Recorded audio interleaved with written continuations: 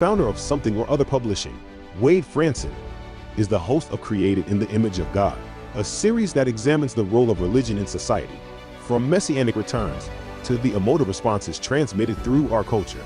Wade fearlessly addresses reality claims from all directions, objectively exploring their compatibility with Holy Scripture.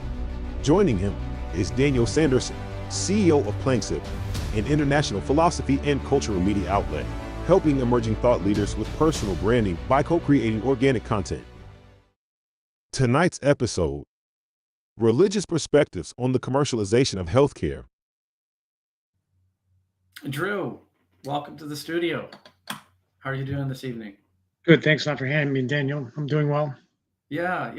I'm not sure how that intro went for everybody, and I think they may have got a glimpse at our smiling faces, us talking just very, very briefly about where you're from and where you're visiting. And do you want to give a little synopsis about the Canada-U.S. Dilemma that you're in right now?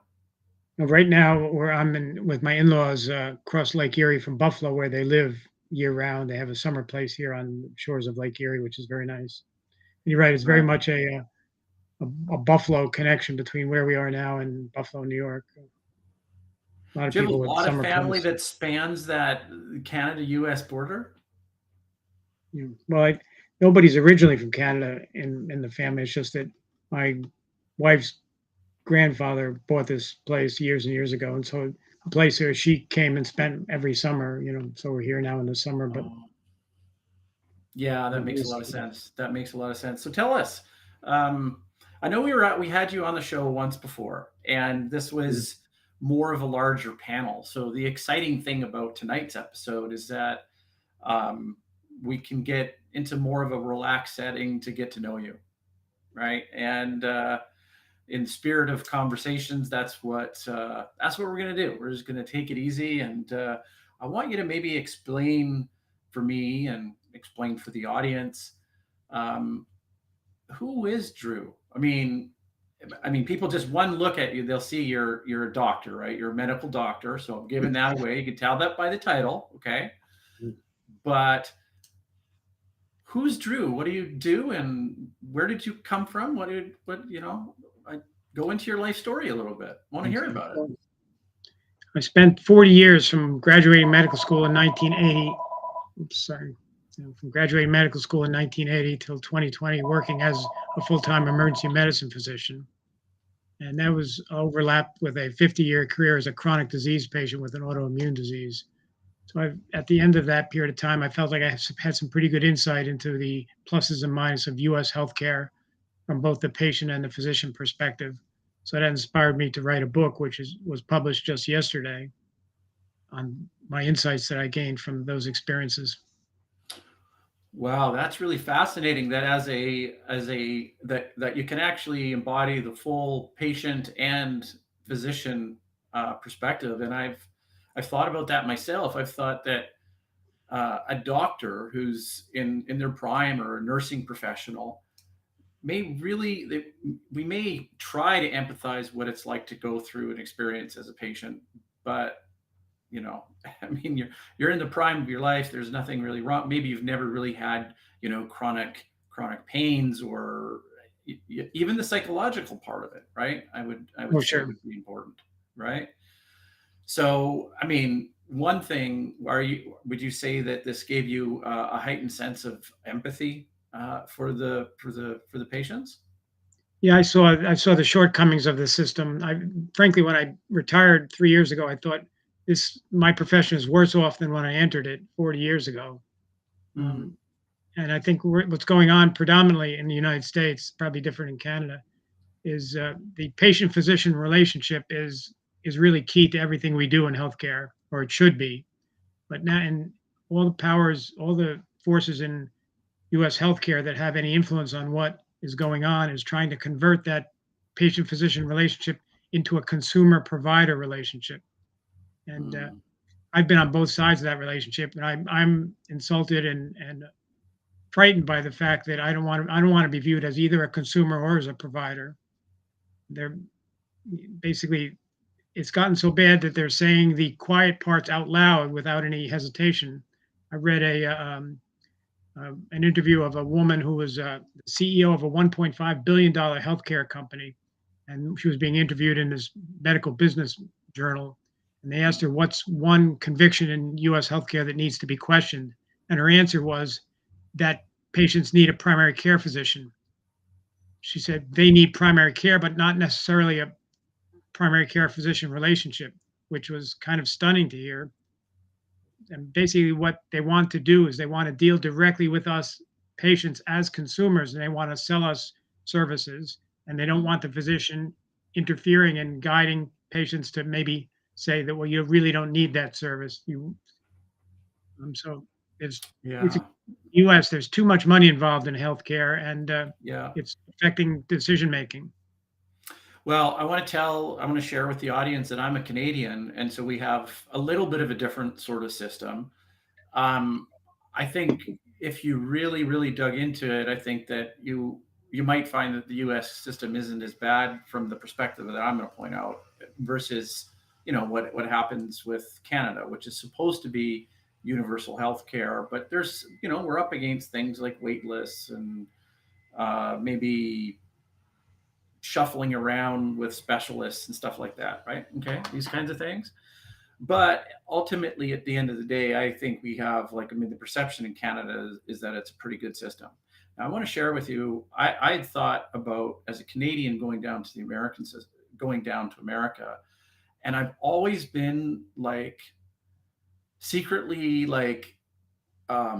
just ethically flabbergasted that you could have a state-of-the-art hospital that would turn people away like that.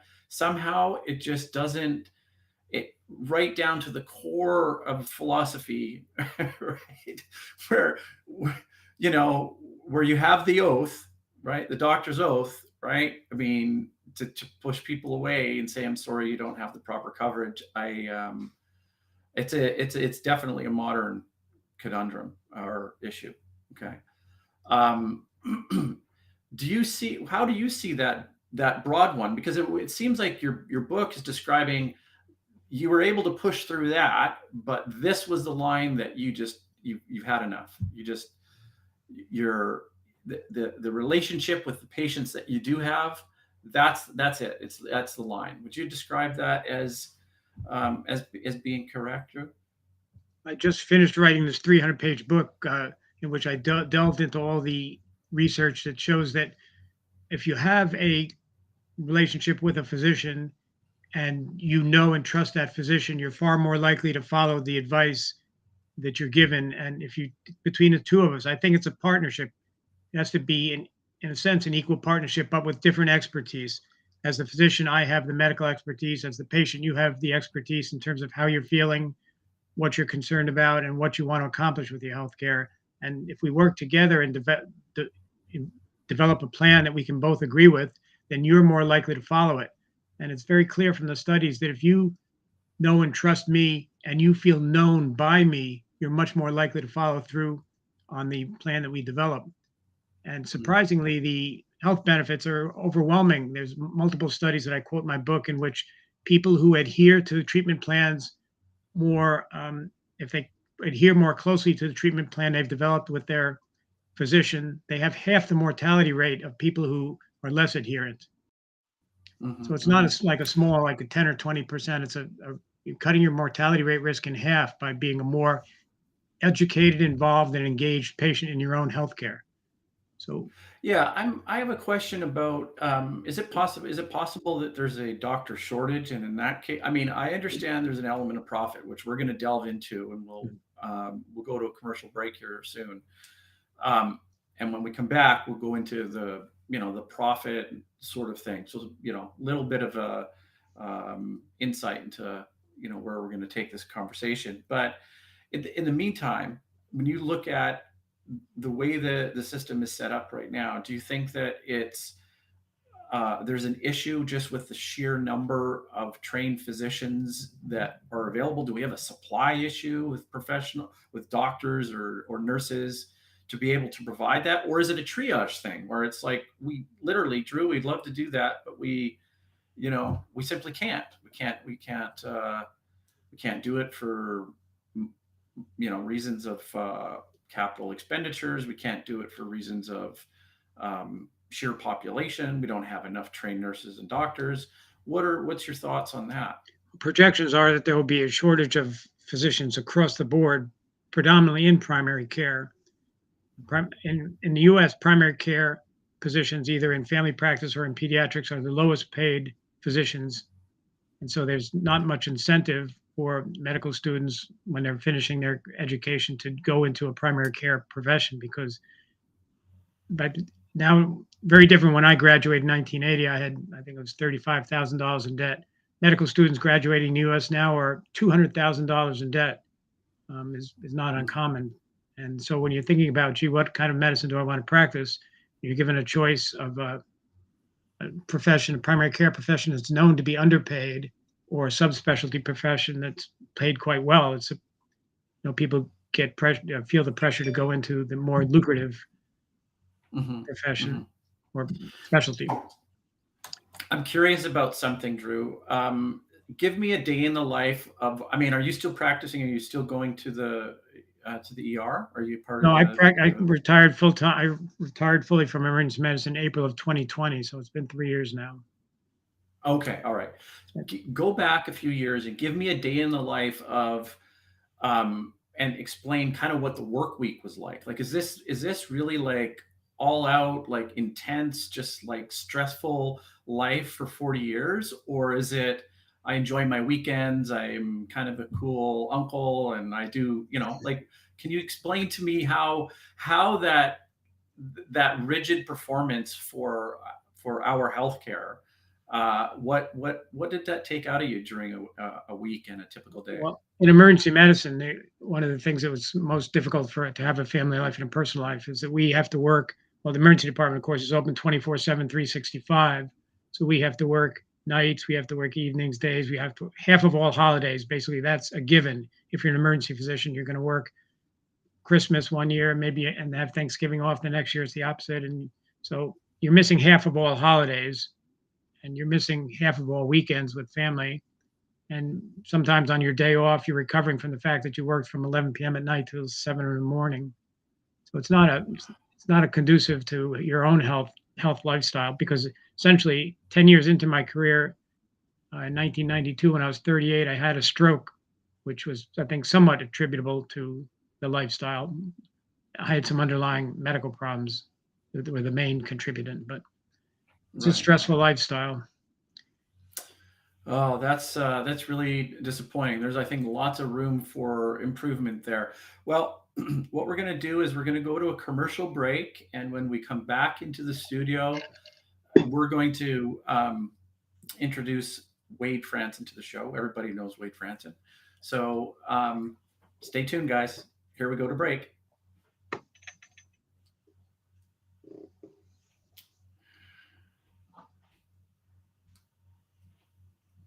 Wade's a little bit on the delay today. In a world where physicians face mounting pressures, one book takes a stand against the challenges imposed on our healthcare system. Something or Other Publishing presents The Healing Connection by Dr. Drew Remignanti. In the relentless pursuit of productivity, primary care physicians carry a heavy burden, caring for an increasing number of patients with complex health concerns. But as the patient encounters expand, the precious doctor-patient relationship is threatened and minimized below standards, leaving both physicians and patients with feelings of frustration and anxiety. Dr. Remignanti's powerful narrative addresses this pressing issue in American healthcare. The Healing Connection delves into the heart of the matter, exploring how a strong patient-physician relationship can triumph over the commoditization of healthcare delivery. Amidst the complexities of modern healthcare, Dr. Remignanti firmly believes that a solid and trustworthy doctor-patient relationship holds the key to superior and more cost-effective outcomes. Join Dr. Remignanti as he shines a light on the path to better healthcare, where compassion, understanding, and genuine care lead the way. Are you ready to be part of this transformative movement? Discover the power of connection, empathy, and trust. Get your copy of The Healing Connection by Dr. Drew Remignanti today.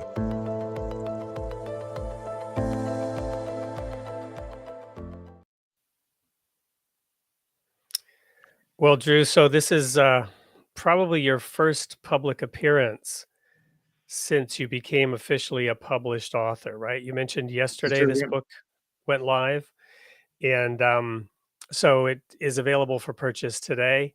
I know you've got lots of plans, marketing launch, so share a little bit the feelings and emotions of having completed a career, then taken the time to write this book, which summarizes your perspectives and your viewpoints that you've developed over a life of service. Share the feelings that you have of finally seeing that in print, though it's possible you don't yet have a print copy, No, knowing no how print copy publishing yet. works. And during the process of completing the book, of course, I had to read through the edited version about a half a dozen times and started to bore myself to tears with myself. Except simultaneously, I had the simultaneous feeling that that's pretty much what I wanted to say, and I think what needs to be said and what needs to be understood about the shortcomings of our healthcare system and how we as patients can actually impact our health much more forcefully than we realize by becoming more knowledgeable, more engaged in our own care, and more adherent to the plan that we develop with our doctors. I think that's the I'm trying to provoke a conversation about how we try to wrest healthcare back from the business interest in the United States, if that's possible. I think it's necessary. I'm very confident that we could do that. I'm not confident that we will. The intention of my book was to try to provoke a conversation about that. How Well, can we that do that? conversation is beginning even here, and I want to highlight that that amazing video you just saw and this new book by Drew Remignanti. I don't know if I pronounced your name Yeah, correctly. yeah, the guy in the videos had it wrong, but Remignanti. It's kind of like lasagna and Chianti.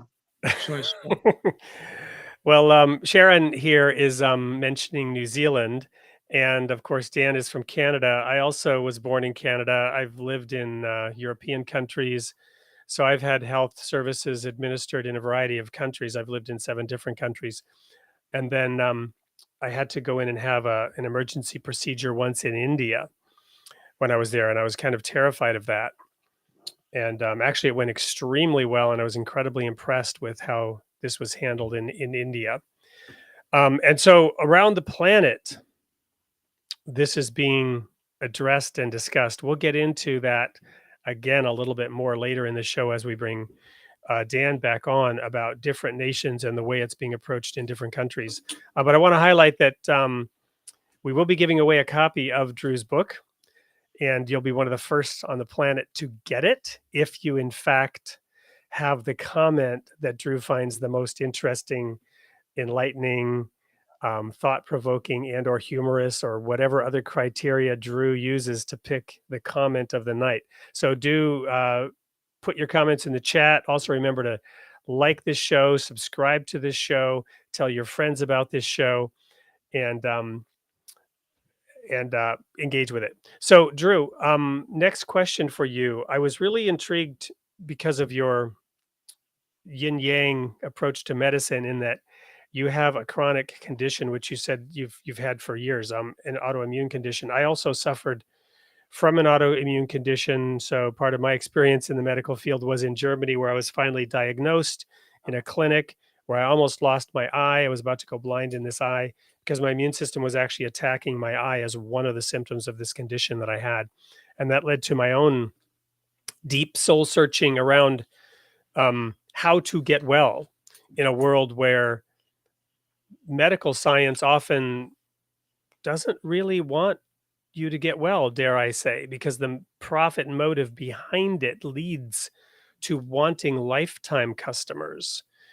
So the treating of symptoms is often a focus of research and development, more so than the cure, because if there was a cure, it would be hard to extort the money that that cure is theoretically worth versus treating somebody for their entire life on the symptoms. That was one of the conclusions that I came to through my own journey. What are some things that, well, tell the audience a little bit about that yin yang experience, because in your medical practice, weren't you dealing with the most acute of acute situations, right? Emergency situations where immediate intervention was often needed versus your own condition where it was a chronic condition. So maybe you can explain a little bit of the difference between acute and chronic for our audience and then dive into that question a little bit. Yeah, I think because I ended up with a chronic autoimmune disease starting at age 19, and at that I had a diagnosis of ulcerative colitis, and at that point there were no specific medicines for it, and it was actually, even the cause of it is uncertain. What they didn't even know at that time that it was an autoimmune disease. So when I decided to go into medicine anyway, people have asked me, did you go into medicine because you developed an experience with illness? A better answer is I went into medicine as a career despite my illness because I had some interest in it. I didn't want that to hold me back. But I went into emergency medicine because I did not want to have to deal with patients who had chronic disease and tell them, look, we can't do much for you with that. At the state of the art of medicine at this point can't help you. We can't cure that disease. All we can do is try to control it. So that was one of the things that drove me into emergency medicine, because we still see people with chronic problems, but we see a greater percentage of people who have acute problems that we can deal with.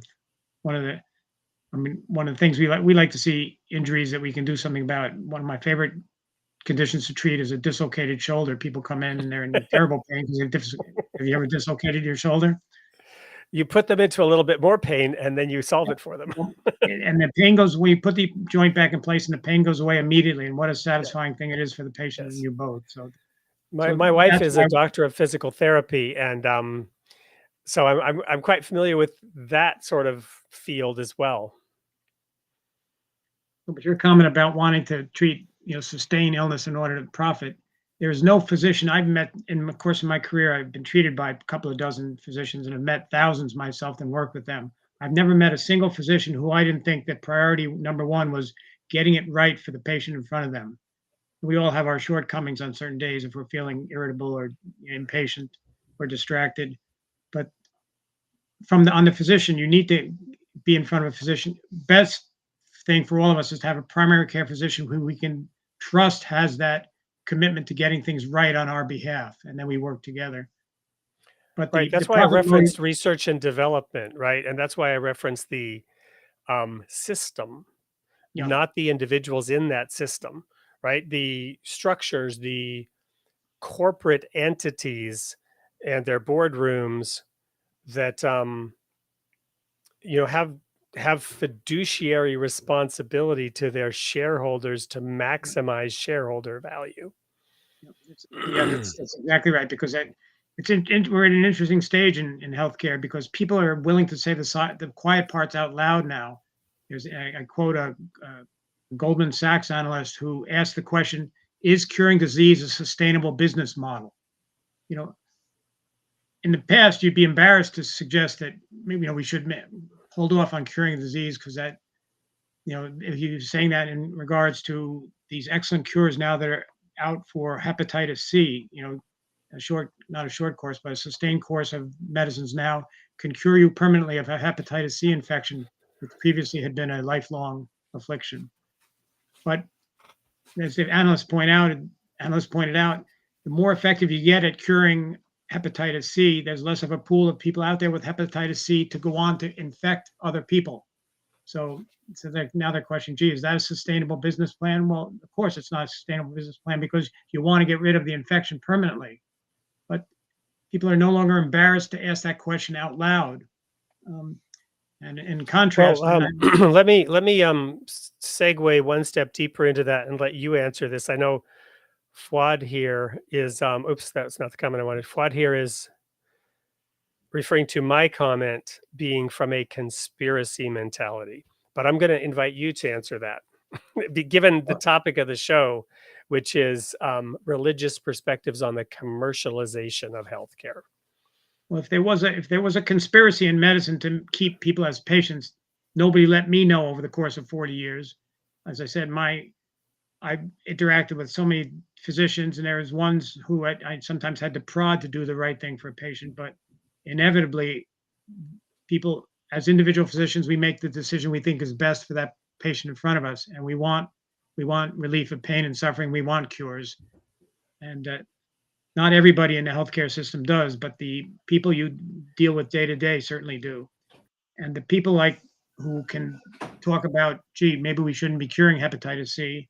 Those are people who are able to keep the suffering of patients at a very long arm's distance away. I really think, referring to the religious component, I really think if people, I think any human being who could directly witness the suffering of another human being would want to take away that suffering. But if you can sit in a corporate office and talk about numbers and not never be face to face with that suffering, you can make business decisions, and you're rewarded for business decisions, and you're expected to make business decisions. So you devote, is it a chapter in your book to this topic, or is it a theme throughout your book? How do you handle this topic within your book of commercialization of medicine? Well, it's a theme throughout, although there's one or two chapters that are predominantly on it. So are you a conspiracy theorist? Again, I'm Not addressing at all. Fuad's comment here. No. Well, that's why I love the fact that they're saying these things out loud now, because that kind of blows up the idea. If there's a conspiracy, you would say, "Shh, don't say that out loud." But they're saying things like that out loud.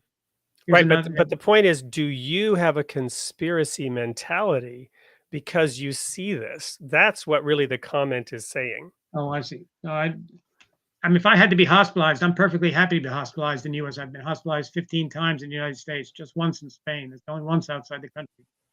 An overnight Okay. hospitalization in Barcelona on my honeymoon, but of all things. So we shouldn't be shut down and shut up for talking about this topic because we're conspiracy theorists, because we believe that a profit motive, in fact, has already crept into medicine. Yeah, it's been co-opted. Healthcare in the U.S. has been co-opted by business interests, and we need to try to seize it back. How we get that done is the challenge. Yep. Okay, great. So the next question I want to dive into a little bit deeper is the religious aspect. You are a Baha'i, correct? So I'm a former fundamentalist minister, as people watching this show know. And when I was a minister, we actually performed the biblical practice of anointing and invoking divine assistance and asking God to heal. And this is something that I did as a minister, and I'm not ashamed that I did it. And I actually believe that we saw instances where God answered those prayers. But as a Baha'i, which I am also now, full disclosure, we believe that God is continuing a process of educating humankind so that what was true in the Garden of Eden, later true under Noah, later true, which I believe there was a Noah, and I believe that there was a situation as described in the Bible. I'm not going to get into all the ins and outs, but I believe that there was a Noah, and I think most Baha'is would agree that there was a Noah, and that there was an Abraham, there was a Moses, there was a Jesus, that under these various dispensations, teachings were being brought to humankind that in the Baha'i writings are literally defined as the medicine that is needed for that day spiritually, right? So I'll invite you now to continue that thread and add to that that discussion. It was interesting because I, working in emergency medicine, I really did not spend much time exploring these issues. But when I finished my career, one of the passages in the Baha'i writings say that we should follow our physician's advice. A competent physician's advice should be followed, implying that it's obligatory. And my initial reaction to hearing that sounds like very dangerous advice to me, because knowing how fallible we can be. So I explored the idea of why would we be told that? And if you look at the studies I'm referring to that show that people who become engaged in their healthcare, decide on a plan in conjunction with their physician, follow that plan, they are healthier and they live longer. They're basically. And then the other thing, I have a whole bunch of studies on the positive effects on our own health from volunteering, and having social contacts. People with the interconnectedness and the interaction between human beings, we've evolved as beings in order to benefit from that, not just the receiving of it, but the giving it. In fact, some studies will show you that the giving of support is more health inducing than the receiving of support. And I think that one comment I make in my book is that if you look at all those studies closely, you could conclude that the greatest pieces that Jesus Christ's admonition to us to love our neighbors as ourselves was probably the greatest piece of pre-scientific health advice ever given. It's not sufficient to do that, but it's set you on the right path with your health to express that compassion with your fellow human beings and stay connected and interactive. And of course, the U.S. healthcare system is not set up to give physicians the time to try to accomplish that with our patients. But we can, despite my concern about the trajectory of U.S. healthcare, on the positive side, any one of us can decide, okay, I heard Drew and Wade talking on the show. I think I'm going to start my next visit with my doctor. I'm going to go in, I'm going to say, I've decided I needed to be much more knowledgeable about and much more engaged with my own healthcare. And the next thing you're going to have to do is help your physician up off the floor back into their chair, because they're going to pass out when they hear that from you. We are, as patients, unfortunately, in the U.S., fairly passive in regards to our healthcare. Well, I do know, again, as a Baha'i, not being a doctor, but having read some of the writings in the Baha'i dispensation around healthcare, that there's a lot of emphasis placed on having a physician and using the services of a physician that one trusts. And I remember while there was a debate going on inside to a small degree, but also more extent outside the Baha'i community about the recent pandemic, that it was, I went back and looked at the writings, and very specifically that, the person known in the Baha'i community as the guardian, Shoghi Effendi, wrote that one should follow the advice of a physician that one personally trusts, not that somebody else might trust, right? In other words, the physician that you trust may or may not be the physician that I trust, right? And I'm advised to follow the advice of a competent physician that I trust, right? Any thoughts or comments on that in terms of this physician relationship? How does one go about choosing a physician, and how does one arrive at consulting a physician that one trusts? How is that trust developed or built? It has to be built over time, and that's the key problem. There's time.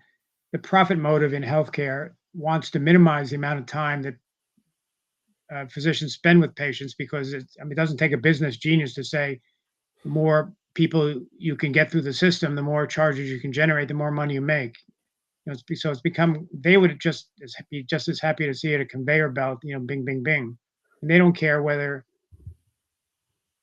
about me spending time with the patient. In fact, as part of my annual evaluation, every single year as an emergency physician, I was always told by my department director, "Gee, Drew, you're not being productive enough. You don't produce anything in healthcare. You treat suffering individuals. But in other words, I'm not generating enough fees for the hospital." So thank you. Let's put a pin in that, and we're gonna go to a commercial. Speaking of the profit motive, we have sponsors. We've got to go to a commercial break here, but when we come back, we're gonna dig into that issue of productivity. Stay tuned. We're talking with Drew Remignanti, recently retired emergency medical physician, who's got a new book out called I should know the title of your book, The Healing Connection. We'll be right back. Stay tuned.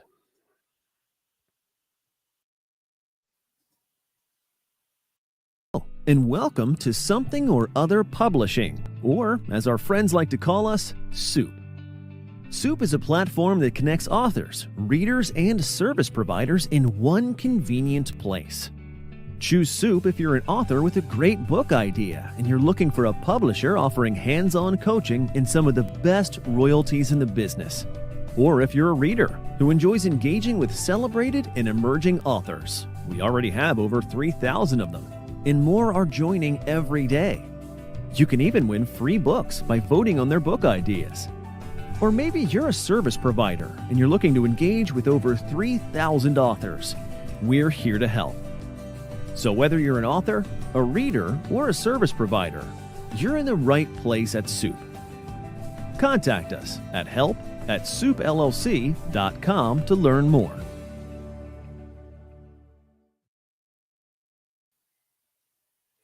Welcome back to Created in the Image of God. I'm your host, Wade Franson, and we're here with Drew Remignanti, author of a book just published yesterday called The Healing Connection. Right before we went to commercial break, Drew brought up the topic of productivity. I'm going to mention productivity as well, because as I mentioned, I'm married to a doctor of physical therapy who spends her time, one of those lower paid physicians. She's not a physician, depending on your definition of physician, but one of those lower paid healthcare professionals who is very focused on her productivity and, certain regulations around Medicare and whatnot, what insurance companies are willing to pay for in terms of physical therapy. She's increasingly encouraged to spend less time with her patients, to get them on equipment and machinery. Not that there's anything wrong with that, especially if, she's there and she's asking them to do exercises when they come in to see her, but so that she could potentially see two patients at one time, while some of their time is spent on a piece of equipment. And she is then working with the other patient to increase her productivity. Why? Because of the issue of money. Why? Well, physicians also would like to get paid. And as Drew pointed out earlier in some of his opening comments, going into specialized fields allows them to earn more money because more money is coming in per unit, per hour of productivity that they produce. Now, I have an MBA, and I was with Deloitte Consulting, advising large corporations as a management consultant how to align their strategies with their processes and how to deploy technology to streamline those processes. And I was paid a very high hourly rate for my services advising some of these large companies. I can mention some of them: AT&T, Southern California Edison, Wells Fargo Bank. These were some of my clients, and I advised them how to maximize shareholder value through streamlining their processes and implementing technology to increase their profits. Now, earlier we had a comment about a conspiracy mentality to talk about this infecting or infiltrating the healthcare system. But some of those same people who would say that would have no problem whatsoever having that same conspiracy mentality when it comes to corporations pursuing obscene profits for their shareholders. Why anyone would assume that this is not the case in the healthcare industry perhaps presumes something about human beings that is maybe true, maybe not true. I don't know as to why it would be different in industry A and not in industry B, right? Just throwing that out there. But the individual unit where the rubber meets the road of all this, again, coming from having an MBA and coming from advising Wells Fargo Bank how to maximize profits and rationalize their bank branches and the hours spent by the tellers, right?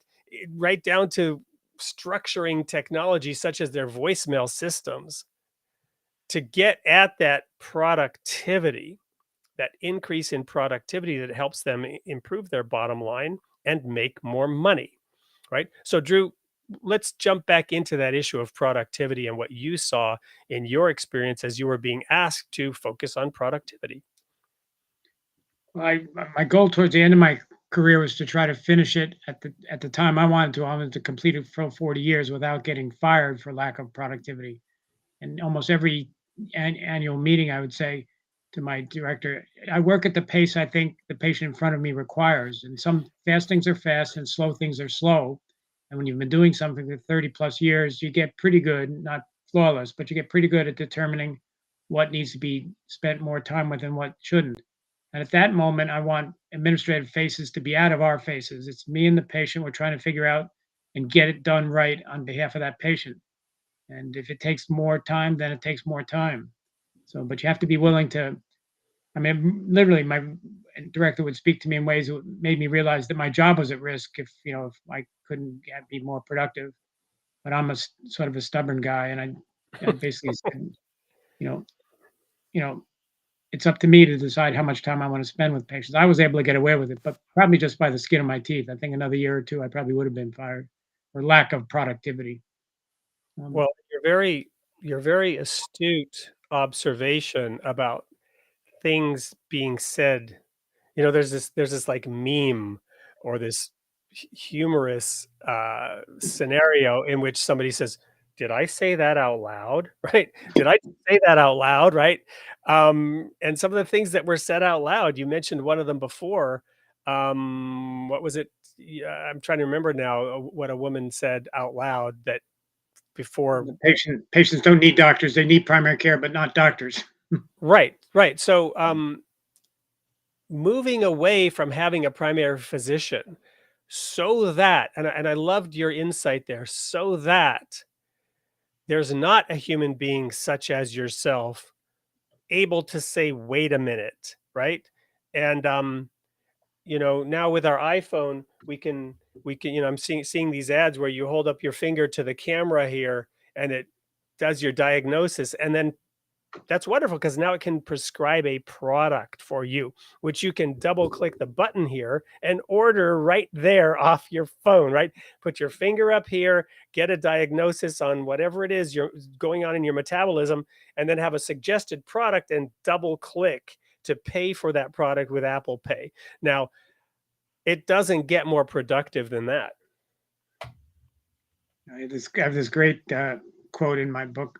There's if you're ever in Hawaii, you go to Four Seasons Maui Hotel, Four Seasons Resort in Maui. I haven't been there, but the article points out that you can check in the hotel, and if you want, you can order up a stem cell transfusion for $12,000, or you can have an ozone treatment for 45 minutes that supposedly, makes your blood super oxygenated.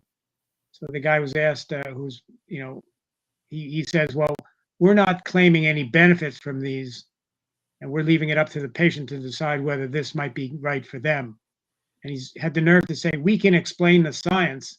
I would love to be in front of that guy and say, okay, go ahead, explain the science to me that someone can order up a stem cell transfusion for whatever reason they think they need it. It's just gotten way out of hand. The business interests are appealing to incompletely informed patients who are anxious about their health. And if they're willing to buy a product, someone's willing to provide it.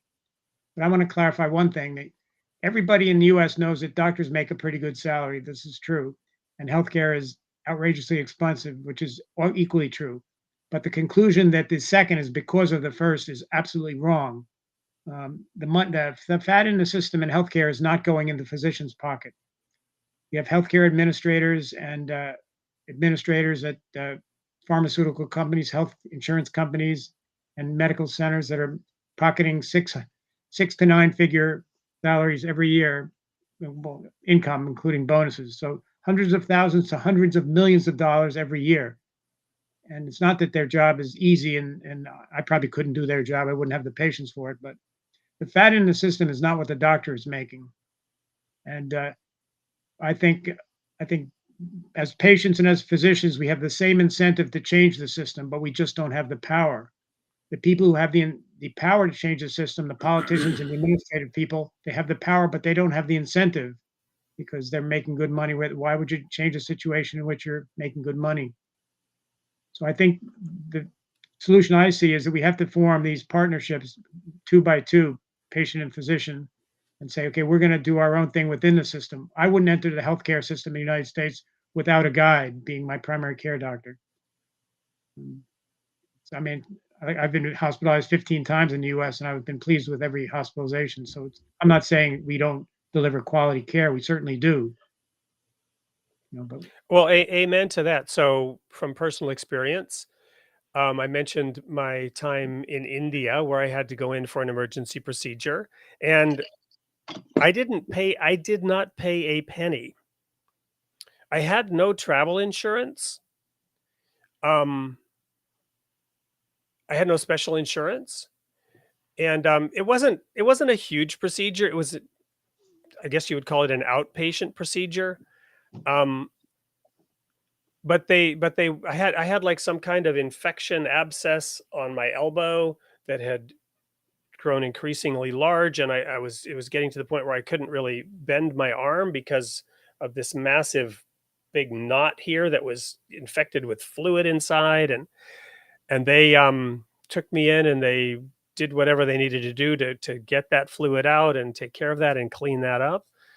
Um, and my trip wasn't even really interrupted other than going to the hospital, having it taken care of, and getting out of the hospital, and I didn't pay a thing. Um, I've also I'm also very grateful for the time I spent in the German clinic where they saved my eye. They saved my eye with cortisone injections into the eye cavity underneath the eyeball in the flesh underneath, and if they had not done so, the pressure was building on the optic nerve. They also diagnosed the underlying chronic condition. So I also have had wonderful experiences within the healthcare system, right? And yet, globally, we are struggling with finding solution to the exorbitant high costs that you mentioned, and the fact that hospitals are in fact turning people away with no insurance because some of the procedures are so expensive. And I'm gonna touch here on an unpopular topic, and that is the economic reality, right?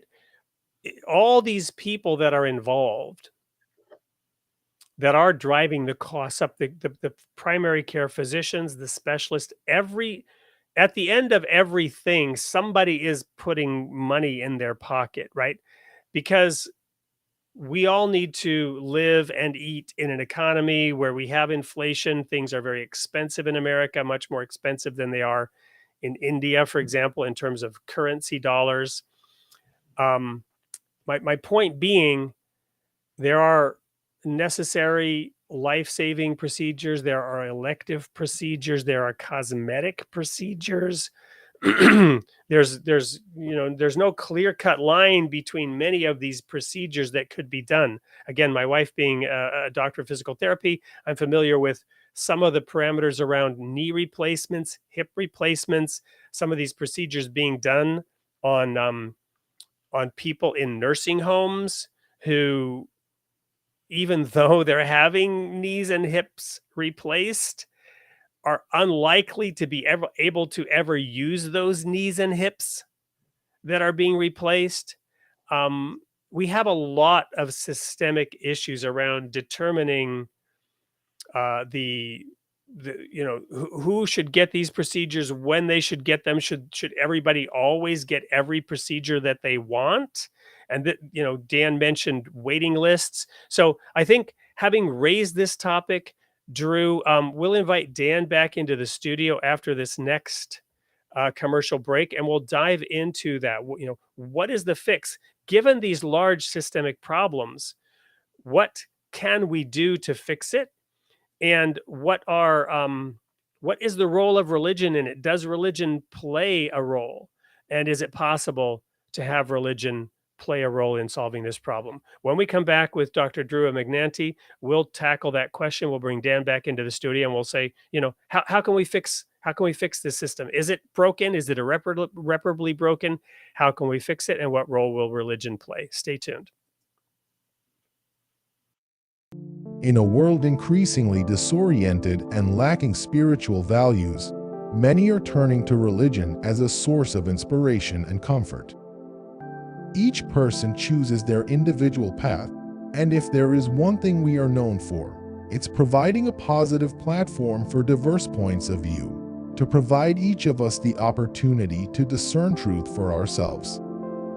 Something or Other Publishing is proud to announce the creation of Royal Falcon Press imprint to feature the unparalleled talent of multiple writers who will bring uplifting and thought-provoking contributions to the body of religious literature, offering current spiritual insights and practical solutions to the challenges we face.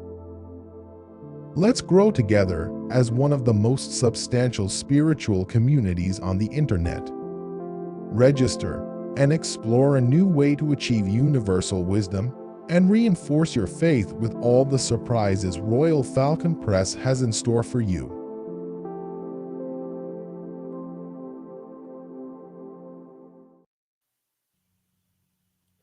Welcome back to Created in the Image of God, the Role of Religion in Society. We're talking to retired emergency medical physician, Dr. Drew Remignanti, who is also now an author, whose book, The Healing Connection, came out just yesterday, which you can get on Amazon or from the publisher. And of course, you can also get a free copy by posting a comment in the chat that Drew picks as his comment of the evening. Right before the break, we asked the difficult question, given the commercialization of healthcare, given the rising and now exorbitant costs of delivering medicine in the Western world, what is the solution? How can we fix it? And does religion play a role in that solution? Drew, first opportunity to answer that very It's imposing question. certainly very difficult questions. Well, certainly ethics is key, and we're all taught medical ethics in medical school, making the right decision on the patient's behalf, making sure your decision is not influenced by your own needs and your own desires, and that's driven into us throughout 4 years of medical school. I think people with a religious commitment maybe find that an easier task to keep in the forefront of their mind throughout their career, but not necessarily.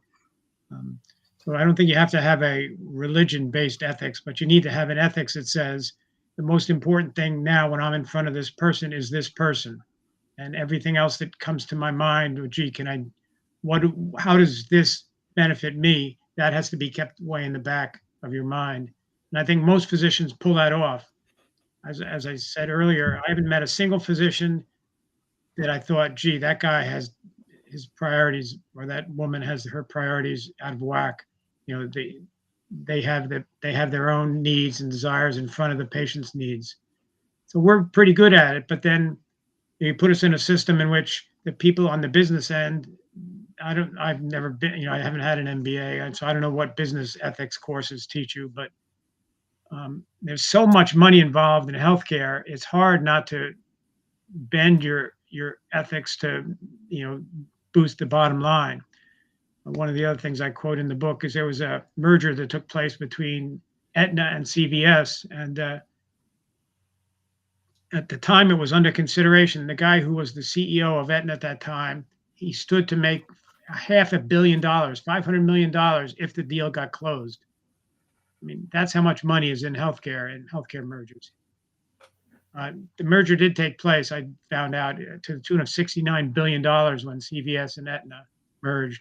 I don't know if the CEO got his $500 million payday, but $500 million for a business decision. I mean, I'm not jealous of the guy. I'm an adherent of Bob Marley, who's a meme that I found on the internet that was attributed to Bob Marley, who said that money is just numbers, and numbers never end.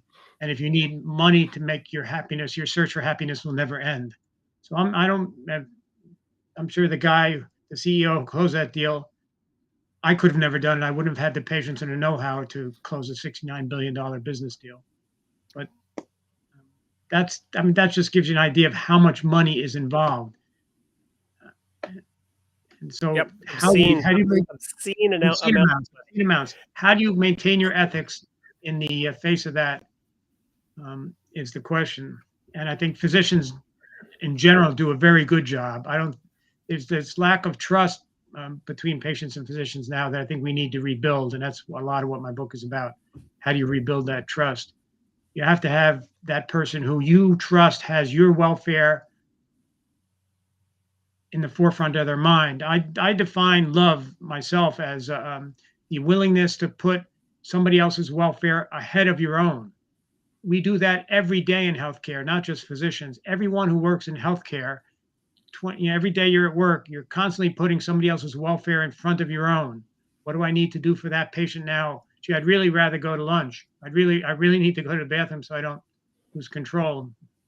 And you set that noted, I have to go do this for this patient now, and I have to do that for that patient now. And you put those people in front of you, and those are acts of love, I believe. And if you do them properly, not only does the patient benefit from that, you benefit yourself from carrying out those acts of love every day at work. We don't think of it in the moment. We think, gee, this is driving me crazy. But Thank you, Drew. I'm going to flip this now over to Dan on the topic of religion and ethics, right? This is coming, Dan, from the perspective of your deep and abiding interest in the Greek world. And question for you, which came first, religion or ethics? Did ethics emerge from religion? Did ethics emerge independently of religion? What's your thought on that? No, I think well, I think it was a combination of the two. That may sound like a way out of it, but they co-evolve, I think, right? And so, but I mean, I think this is why the Bible has a beginning point with it, and I think it's 6,000 years ago. Basically, it was from a creationist standpoint, right? Yeah. So let's not go there because we had no, but it's no. So look. Big Hammer put this comment in the chat. The planet is older than 6,000 years, Wade. And my snarky response was, when did you learn this, Big Hammer? I've always known it. Right. So this obnoxious assumption, right, that religious people believe the earth is only 6,000 years is beyond the pale, bigoted. I'm sorry, it's a bigoted comment against religious people. Okay, I was going to be a little bit softer on it because I think there's there's a metaphor you can use. Like, I want to bring the two sides. I'm always this conciliant person to say, well, what's beautiful about it then? And what do I always talk about? What do academics talk about when they think about ancient Greece, the Socratic pivot? This was a very important part in human history where the Greeks gave us the awareness of proof through abstraction. Plato's forms are footnoted in almost everything that we do philosophically, right? Okay, so you would be silly not to understand that if religion is really pointing to the word is what captured, prior to putting on a papyrus, it's putting it in the songs and the marches of the bards, like Homer, okay, the blind poet. And then you start to transfer this information across and through generations. Wow, that emergence of that is something that we only recorded at a fixed point in time. Maybe the Phoenicians, maybe a little bit before that, but whatever, or Lascaux in the caves. But at some point, we've moved to this no turning back, where this is it's within human civilization, and it civilizes. So I remember, Wade, I don't know how many episodes ago it was. It was we were trying to define what makes a religion, and your definition is actually resonating with me. What is the civilizing force? And so what I just described was the civilizing force, right, of the word. Well, and let me interject here on that point. Religion has the ability to instill a strong, burning desire in the heart of man to adhere to a standard, right? An ethical standard in that sense, right? So what is the equivalent that can drive that strong, burning desire for ethics? Right? Because clearly, I love the term ethics, and you can't, in America in particular, but globally in the modern era, you can't instill a particular religious ethos or a religious ethics, because we are a nation which has freedom of religion, right? So you can't impose, you certainly couldn't coerce anyone to adopt a religious position in order to, and if you could, it wouldn't instill it in their heart anyway, right? So we need ethics for sure. We need an ethical standard to be enforced. But how does one instill that ethical standard in the heart and mind of the person versus just the fear of a punishment and a judgment being called up in front of an ethics board? Fuad talked earlier about, let me go ahead and share his quote here, about surgeons whose every other patient died being called up in front of a board, right? That fear of being caught or exposed or you follow me? That's not the same as instilling in the heart. Well, you bring up a really important point when I'll bring to and kind of like move it on to Drew here, but he described the idea of love, like little micro doses of love, and I think that is something that develops in a philosophical standpoint. Like the true meaning of friendship is exactly that. And I wanted to point out to Drew that I think here's my proposal there, Drew, is that you described something that was quite enlightening for me. And that was simply that the doctors generally agree on client care and looking out for the client, right? And I don't know if it's the Hippocratic Oath or whatever, but I like that. From the ground, you've had a whole career that you can say that. Now, with exceptions, there's a few that, but for the most part, and for the majority of all doctors, actually a resounding majority, right? You haven't met doctors that are intentionally antagonistic or want to sabotage that. So imagine that the hospitals were run by the doctors. That would be quite interesting. And what would that hospital look like, do you figure? Well, I think you can make a strong argument for the fact that physicians make better healthcare administrators than non-physicians, because we've had that face-to-face interaction with patients, and we can, I think, at times rise above that. At that decision point, do I make a business decision or do I make a healthcare decision? Where I think it's easier for us to make healthcare decisions. But in my book, I also have some great videos by this a physician who does a comical version, Dr. Glaucom Flecken, he calls himself. It's Will Flannery. He's an ophthalmologist, but he does a comic take. You should do an internet search on the future of medicine on YouTube. Basically, you throw enough money in front of some people, you can get them to compromise their ethics. And I don't think as physicians we're immune to that. If you say to, I'm probably none of us are. If you say to somebody, if you guys had said to me, "Hey, Drew, you can be on the show tonight for free, or we'll give you $500 to be on the show," I'd say, okay, well, for people who are listening, I wasn't offering money, but if I'd say, okay, what's involved with the $500 option? Do I have to stay on longer? No, it's the same period of time, but you have to agree with everything we say. Right. Then I would say, okay, guys, I'm out. Right, but what would your price tag be? I mean, earlier we talked about that $500 million payoff, right?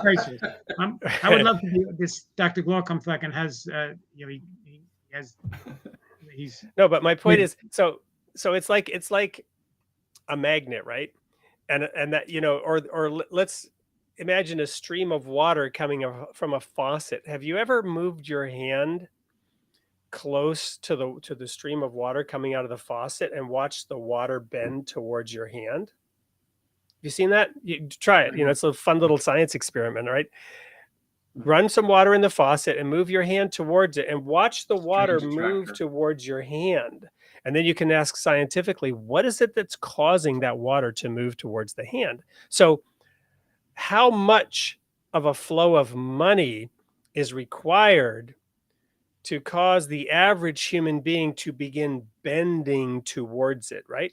And there's an interesting story in the Bible about Balaam the prophet, who was invited to curse Israel in exchange for a big treasure. And Balaam really wanted that treasure. And he worked and worked and tried to figure out, how can I get close enough to the line, still obey God, but somehow get my hands on that treasure. There are many, many stories and movies about this topic. One of my favorite movies is called A Perfect Plan. Go watch it sometime, with Billy Bob Thornton. It's horrifying because you can imagine yourself possibly making the choices that these guys make at the beginning of the movie.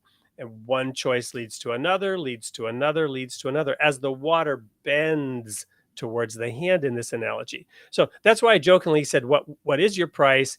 And we all, every single human being will change their behavior for money. Without a doubt.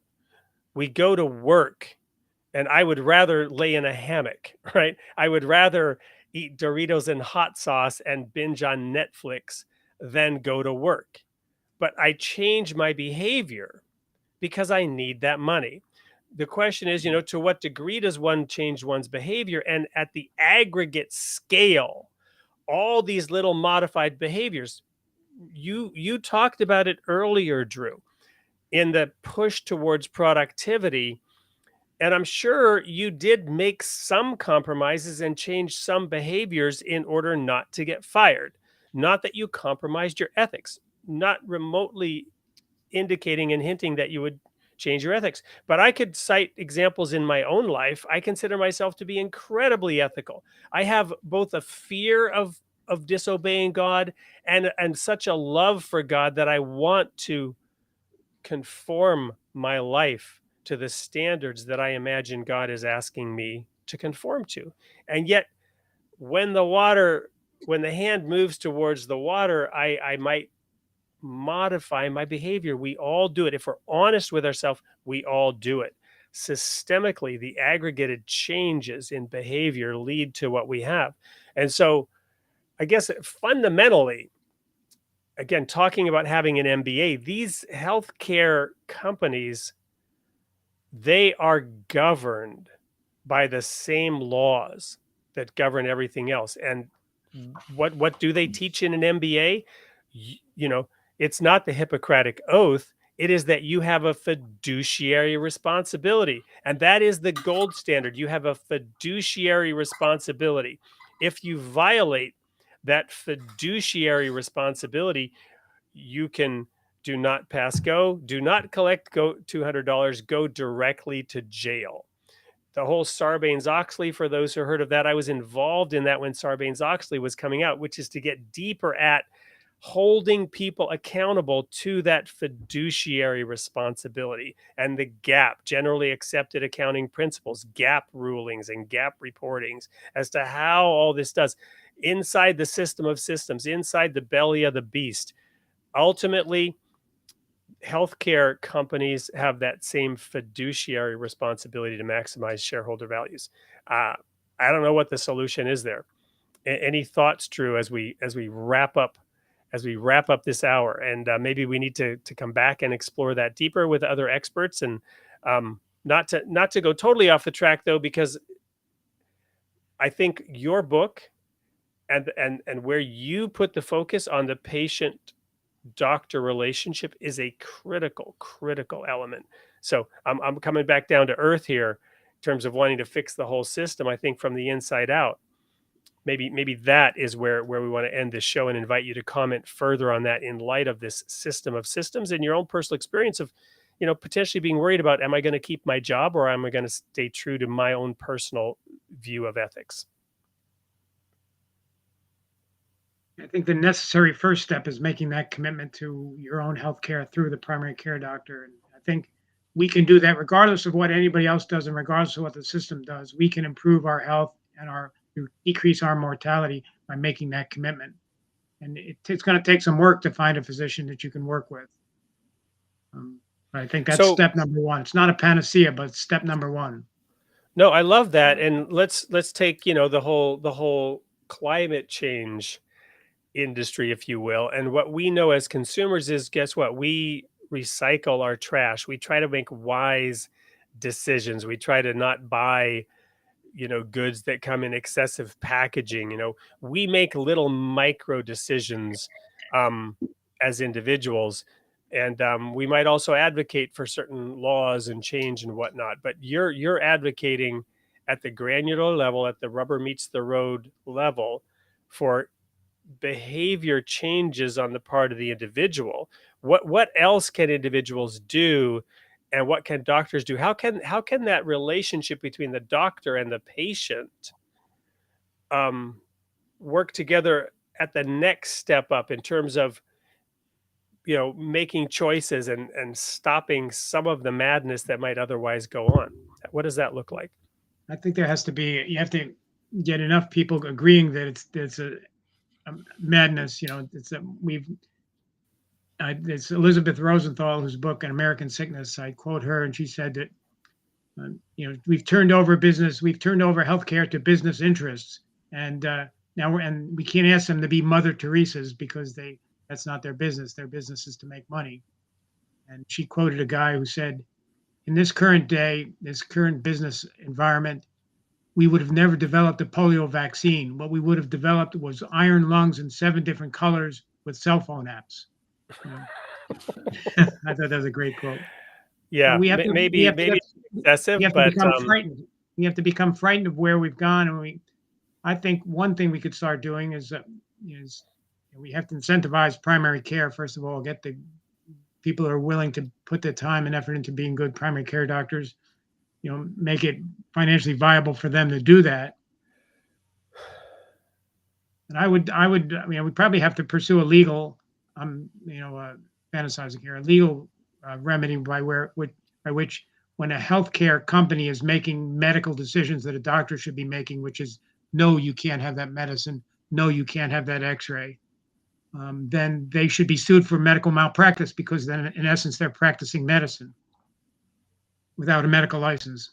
So if they have a bad outcome on the basis of that decision, then they should be taken to court and be at risk for 6, 7, 8, 10-figure penalties for making a healthcare decision without the training to do so. Yeah. Well, thank you, Drew. You want to get aggressive? I'm going to now go to our last commercial break. We've got one more sponsor we want to highlight, the makers of Ocean 2.0. And when we come back, we're going to look at some of these comments and pick the one that you like the best. So if you want to make sure you're looking through the chat while we go into commercial break. And here's your last chance, audience. Thank you for all the great comments we've had. We love the engagement we've been seeing tonight. You've still got a few moments to make that comment that might get you a copy of Drew's book, The Healing Connection. Stay tuned.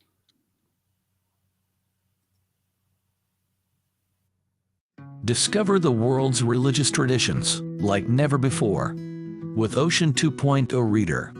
Our custom ebook reader is designed for exploration and study with an immersive audio integrated reading experience and powerful research tools available on all platforms including web, Windows, macOS, Linux, Android, and iOS. Experience the benefits of immersive reading by combining ear and eye with improved comprehension and vocabulary acquisition. Our interfaith library features books from various religions, so you can have access to a wealth of knowledge. Try Ocean 2.0 Reader today and elevate your reading experience. We'll go ahead and leave the QR code up there for a little bit in case anyone wants to put their phone right up there and have the phone look at that QR code and download that app right now. In the meantime, Drew, have you had a chance to look at any of the comments? Are there any that you want to showcase or see again? How do I find those comments? All I can see is our private chat, and all I can see is you, me, and Dan commenting back and forth before the show began. So on the extreme right of your screen, you should see a series of icons. At least that's where they are on my screen. And at the bottom, there's a little chat icon with a bubble. I can also bring some of them on to the screen as well. If you, I don't see that bubble. If you can display them in that private chat window. I can't do that, but I can show them in the main window. Right, sure.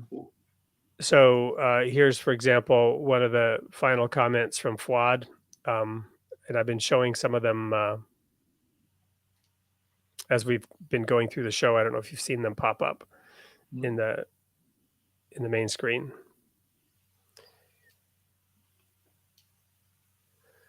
I see the one comment. Patients know.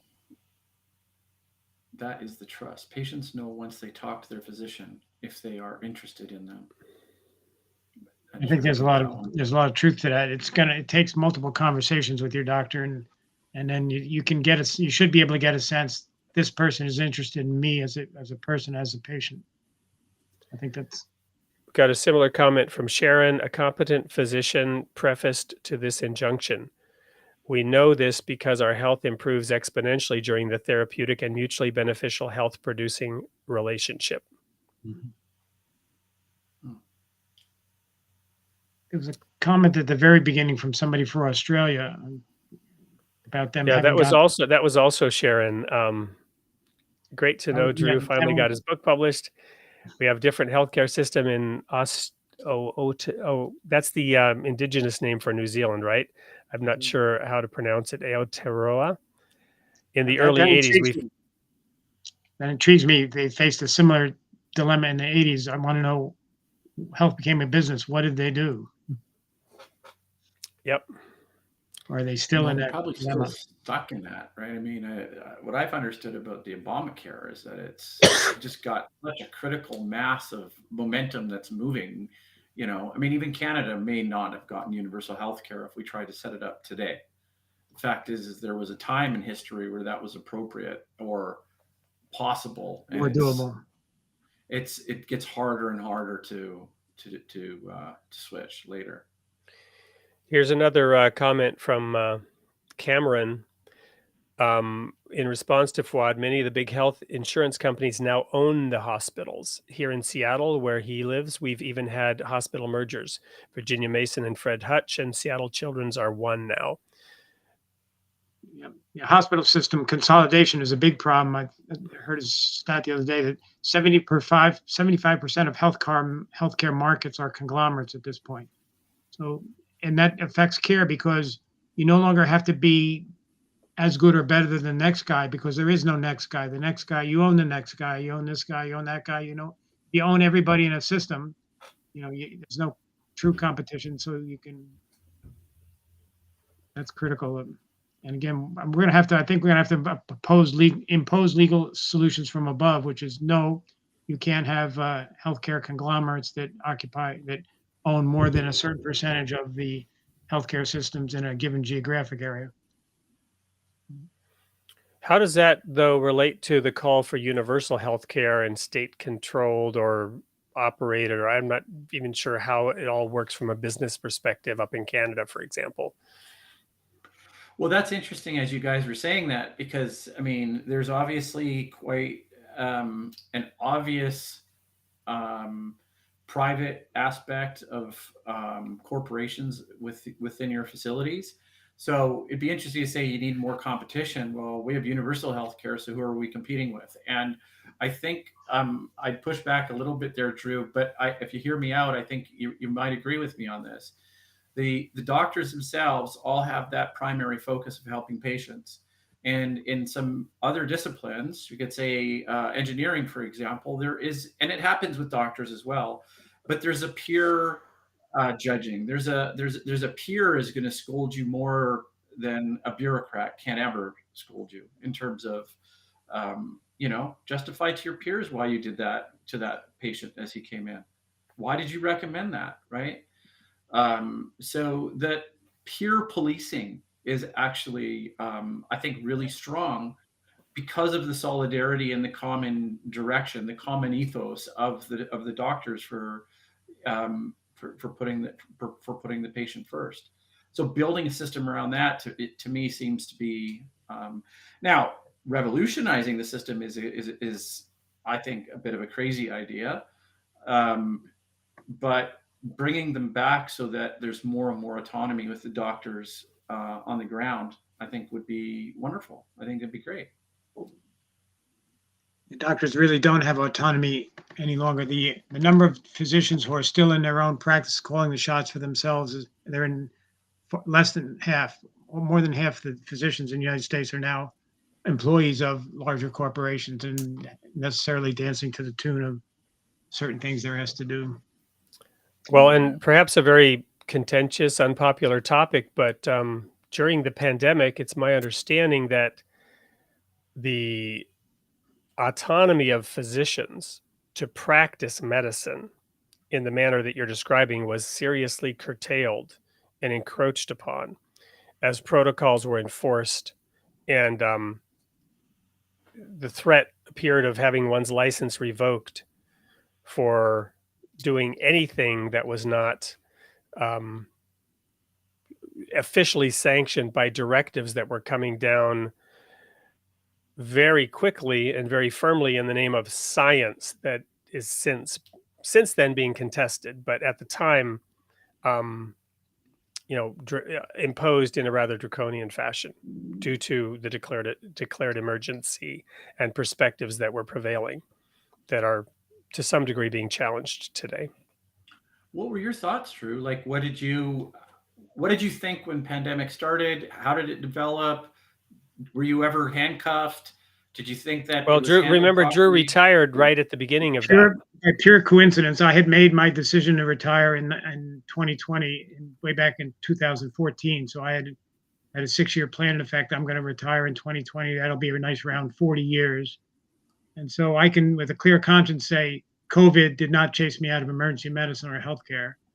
In fact, when it became obvious how big and persistent a problem it was going to be, I felt obligated to say to my group, look, if you guys want me to delay my retirement, I'm willing to consider it. I didn't say I would. I'd said I'd consider it.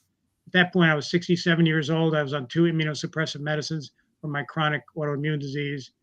And so they said to me, don't be an idiot. You gave your notice years ago. Leave now. Like they joke, the only reason we would ask you to stay, Drew, is if all of us were out on quarantine. And we might say, gee, there's none of us to staff the department.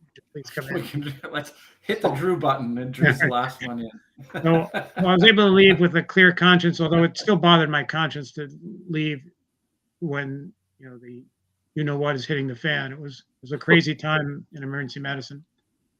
Well, it was scary for the doctors and the healthcare professionals. So back to my analogy there before, or my allusion, the story, an allusion to a story where the doctors could run things like a mini democracy. It's like, wow, wait a minute. In an act of an emergency, we can have access to the coffers of society. Well, yeah, let's just shut everything down. I mean, what was the right thing to do? I mean, the bureaucrats didn't do it right. So what was the right thing to do, Drew? The thing that I think the mistake was made. It was interesting for me because I kept getting these emails and reading things saying, well, this new coronavirus, it's a novel coronavirus, and the word novel, coronavirus didn't appear without the word novel in front of it. We had seen coronavirus infections before with SARS. That preceded the SARS-1, basically, and MERS, Middle Eastern Respiratory Syndrome. Now, those were coronaviruses like COVID, but they made you so seriously ill so quickly that they burned out quickly because everybody said, "Wow, that guy's sick. Let's stay away from him." COVID was very much more surreptitious because, as we ultimately learned, you could have the infection and not be symptomatic. You could transmit it before you even knew you were ill. So we were learning things on the fly. At that time, I thought, well, gee, this is just going to burn out like MERS and SARS, the first SARS did. Well, I said that to my wife. I wasn't particularly worried, and she knew I didn't know what I was talking about. So, as it turned out, I didn't know what I was talking about. But so I didn't share that. I didn't share that opinion with anybody outside my household because I knew I didn't have a basis on which to say anything. And it was craziness, but we lived through the craziness. I worked through the craziness around HIV when it first came out, and nobody quite understood what was going on, and people didn't even want to touch patients with HIV, which was obviously absurd because you need to have pretty intimate contact to pick up HIV virus. But we didn't know. So with COVID, we were learning as we were going. The best analogy somebody came up with as we were building the plane as we were flying it. I mean, that's a pretty accurate description. We're flying by the seat of our pants. And in emergency medicine, as an example, when somebody comes in and their oxygen level is low, you consider putting them, intubating them, putting them on a ventilator when their oxygen level is dangerously low. And in COVID, people were having oxygen levels half normal, and they were fine with it. They were tolerating it quite well, which if you told anybody as a physician, you're going to start seeing patients who come in whose oxygenation saturation is 50% when it should be 90+%, and they're going to be they're not going to be unhappy about it. And so that was that. And then the guidelines we were getting, the first guideline we got was intubate these people quickly because they're going to deteriorate. And certainly enough, they did deteriorate. But then as we gained more experience, it turned out, no, don't intubate these people quickly. Let them tolerate that low oxygen level for as long as they can, and try to keep them off a ventilator if you can. At that point, I left the scene, so I can't really comment because I no longer, I retired on time in April of 2020. What was the motive behind that decision? Like, was that an empirical Well, decision, or was it a in emergency medicine, you have to, in order to be board certified emergency physician, you have to pass a day-long, 300-question, $1,000 exam every 10 years. And so I did that in 84, 94. I had my stroke in 92, and 2 years later in 94, I took and passed this exam again. And then in 04 and 14, so in 14, I finally passed it for the fourth time. I thought, well, gee, the next time I'm due for it is in 2024. I'm going to be 71 years old. I'm probably going to be a hazard to my patients. So I decided, I got better pick a retirement date. So back in 14, I picked 2020 solely because it made a nice round 40 years from my medical school graduation in 1980. And then I picked April because that was my birth month. And so I set that as my goal, and ended up retiring on time despite COVID, only because my colleague said, yeah, go ahead, Drew. You paid your dues. You're at risk because you're 67. You have you're on a couple of immunosuppressive medicines. You shouldn't be in this environment, which was good advice. So I left. And then look at you now. You've written a book, and so you set that goal, and you've got those 40 years of experience as a medical room doctor, an emergency room doctor, that you've put into that book. So that's quite an accomplishment, and I hope many people check out the book. The annoying part of it was I had a 50-year career as an autoimmune disease patient, but that doesn't have a retirement option. Oh, yes, you get the There's no retirement option there. Well, you get the free. So they say that doctors can be considered like gods because they can, but you didn't. You somehow you didn't get the full. You always had one foot on the ground, did you? Always bound by that human plagues. Yeah. Well, I've put in an email address here, info@soupllc.com. You want to send your comments to that email address. You can also request a copy of the book there. We'll get you out a link to buy it. I think the pre-order deal is still available on the site. We'll extend it to anyone who reaches out to us through this show. That's the absolute best deal you can ever get on Drew's book. Comes with a free ebook, which has, Drew, you want to share what's in those links? It's got 280 references, about 250 plus of them are hypertext links. So if you're an old-fashioned guy like me and you like to read with a physical book in your hands, you definitely want an e-reader alongside for the ebook. It'll come on the Kindle app. You can get the Kindle app on every electronic device nowadays. And so when you're reading something I say and you say, gee, is Drew telling me a straight story there? You just click on the ebook and you get taken to the primary source. So for those people who want to see the primary sources, it's a great reference. And then there's a good half a dozen or so entertaining videos that say the same thing I'm going to say, but usually in a more concise and entertaining fashion. So what a concept! Independently research and find out if Drew's telling the truth. Yeah, I don't take anything I say on face value. Go to the original source and see if I'm quoting accurately. It was other interesting about 2014 when I passed the boards that time. That's when it got the bug in my bonnet, the bee in my bonnet. Gee, maybe I want to write a book someday. So at that point, I started, every time I got an email or a medical article came across my attention, and I thought it might be useful to include in a book, I emailed it to myself And then when it showed up, I said, oh yeah, that's one of those references. And then I flagged it. So a couple of years ago, when I finally sat down to write the book, I had 6,000 flagged emails that I had to pour through. Wow. Wonderful. great way to do Painstaking it. research. Yeah, Awesome. it was a lot of research, a lot of references, and my editor, Beth Rule, who works with Soup, did a great job keeping me on the straight and narrow. And it's funny, I sent my first draft to Soup, to Beth, to look at. I had a little bit over 200 references. She sent it back to me. It had 240 references, because she's like me. She wants to see primary sources. So she said, well, you really should provide the reader with a primary source for that thing too, Drew. And so then with the back and forth between Beth and I, we're up to 280 plus references. Wow. Wonderful. And the ebook is invaluable for the ability to go to those primary sources. Yep. Well, it sounds like just a treasure trove. So, Drew, we're going to, unless you've picked out a quote, we're going to go ahead and wrap this up. We'll have to go to the YouTube site and look at the comments. They should all be available through the link. And over the next few days, we can reach out to one of those people. Some of them are regular guests here. We know who they are. So anyone else still has the opportunity to email info@soupllc.com with a pithy comment, an intelligent comment, a humorous comment, an insightful comment, and you may yet get a free copy of Drew's new book, The Healing Connection. Thank you so much for showing up here on the show tonight, Drew, all the way from Canada, our neighbors up north. Dan, thank you. And thank you to all the audience who participated in tonight's show. We look forward to seeing you next week, where we will have author Eileen Maddox, who is going to be looking at the 5 timelines of Daniel's prophecies, a very deep and insightful look at those prophetic utterances from thousands of years ago. You don't want to miss it on Created in the Image of God, the Role of Religion in Society. Good night, everyone.